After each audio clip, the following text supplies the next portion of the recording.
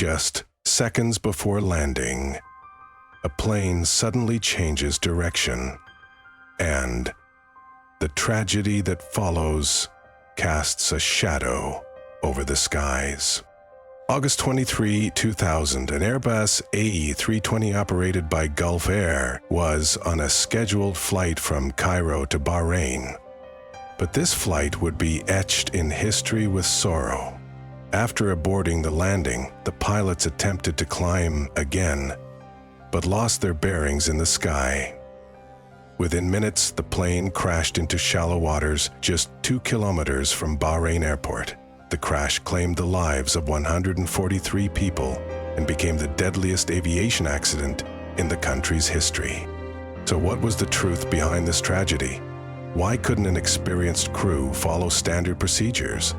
What was hidden behind the scenes of this crash that marked aviation history?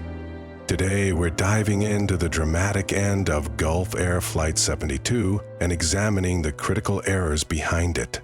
Are you ready for this striking story? Gulf Air Flight 72 took off from Cairo bound for Bahrain with 135 passengers and 8 crew members. There were 61 men, 37 women, and 37 children on board. Most passengers were citizens of Bahrain and Egypt. Egyptian families returning from vacation were on their way back to work and daily life. But it wasn't just families on board. An American embassy courier carrying classified documents was also on the flight. In addition, there were Chinese journalists and citizens from various countries. The flight began as a routine and safe journey. For nearly 2 hours, everything went smoothly.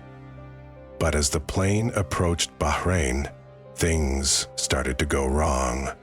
While air traffic control instructed them to be at 3,500 feet, the captain mistakenly believed they were at 7,000 feet. This confusion led to a rapid descent, far steeper than normal. The aircraft's descent speed far exceeded safe limits, 313 knots. At this speed, the plane couldn't be configured properly for landing. Still, the captain attempted to proceed. But both altitude and speed were too high for a safe approach. At that moment, Captain Sheikh made an unexpected decision. He would attempt a visual approach. This meant relying on his sight rather than instruments. But neither the speed nor the altitude was suitable for such a landing.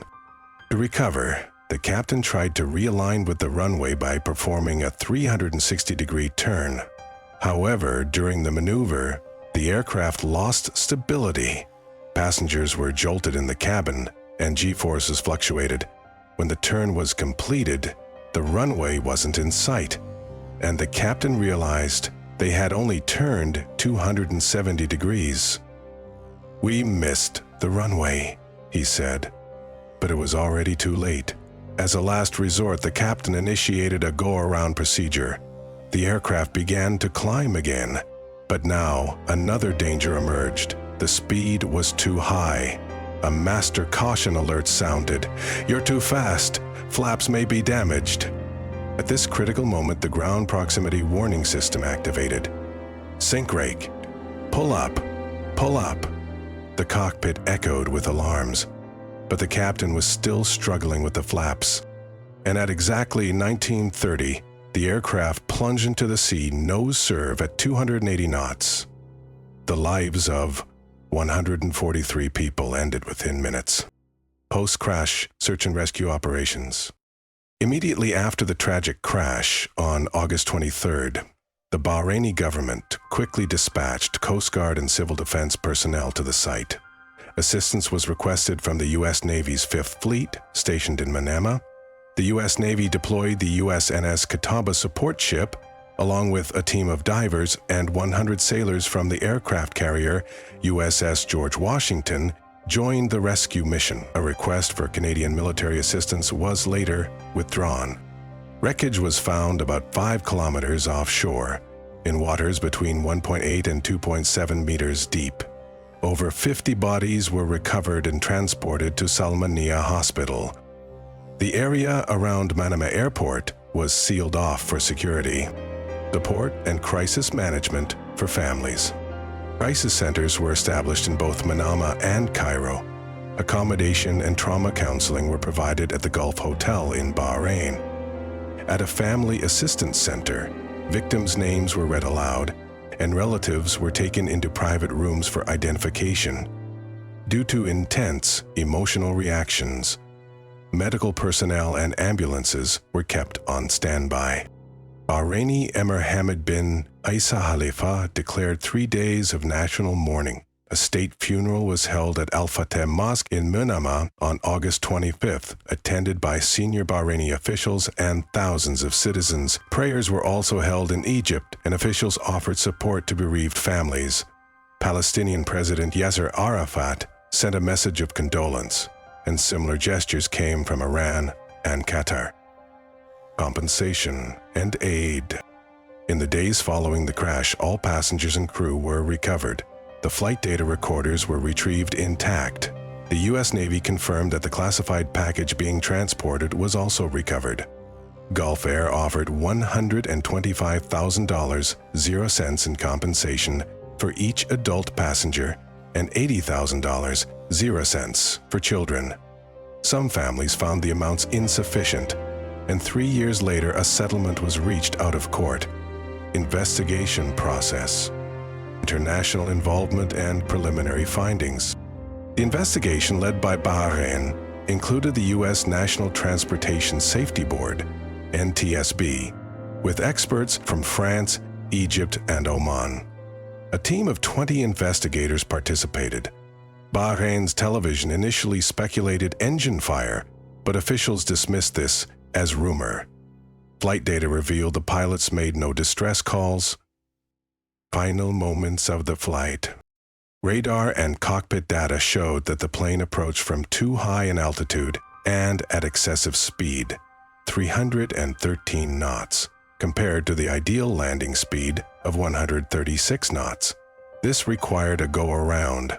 However, the captain tried to salvage the landing with a non-standard 360-degree turn. This maneuver was too low and too close to the runway and carried serious technical risks. During the turn, the aircraft became unstable, pitching up and down, increasing bank angle and exposing passengers to high G-forces. The maneuver failed. The aircraft headed in the wrong direction. Eventually, Captain Shakib abandoned the approach and initiated a go-around. But the darkness and lack of visual references made flying even harder. Chain of critical errors. 1. Primary cause. Somatographic illusion. The main cause of the crash was a somatographic illusion experienced by the captain in the absence of visual cues at night. As the aircraft accelerated rapidly over dark waters without a visible horizon, Captain Shakib mistakenly felt the nose was pitching too high. He responded by pushing the nose down, causing a fatal dive into the sea. 2. Pilot error and fixation. Captain Sheikh focused on a minor technical issue, flap overspeed, and ignored critical GPWS alerts.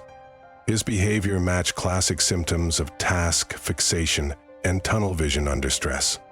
Despite audible warnings, he continued pushing the nose down until impact. 3. First officer's passivity, poor CRM. First Officer Al-Alawi failed to challenge the captain's errors. Poor crew resource management, CRM, meant there was no corrective action. Al-Alawi had been previously identified as passive and hesitant to challenge authority. 4. Inadequate training and inexperience. Captain Shakib had only 86 hours of experience on the A320 and had scored poorly on emergency procedures. First Officer Al-Alawi had even less experience and a weak training record. The combination of two inexperienced pilots significantly increased the risk. 5. Gulf Air's organizational and operational failures. Gulf Air had no CRM training despite regulatory requirements. Training programs were weak, and pilots were unable to respond to basic alerts. There were serious gaps in regulatory compliance, quality management, and safety culture. Despite warnings from ICAO and Omani authorities, the airline failed to act and even resisted some regulations. As we've seen, while pilot error was the most visible factor in the Gulf Air Flight 72 crash, it was only the tip of the iceberg. Organizational shortcomings, poor training, and regulatory failures created the conditions for this tragedy. After the crash, Gulf Air took significant steps to overhaul both its training and safety programs. CRM training, better pilot selection, GPWS response training, and flight data analysis systems were introduced to prevent similar disasters. The biggest lesson from this crash? In aviation, every detail matters, and errors must be seen not just as individual, but systemic failures. If you want to see more in-depth investigations and analysis videos about aviation, don't forget to subscribe to the channel. See you in the next video. Take care.